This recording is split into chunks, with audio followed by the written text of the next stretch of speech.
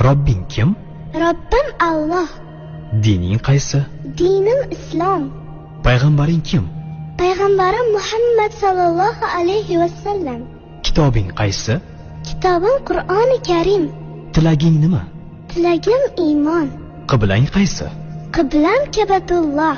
Millating qaysi? Ibrohim Halilulloh millatidanman. Kimning mazhabidansan? Imom Azam Abu Hanifa mazhabi. Do'stlaring kim?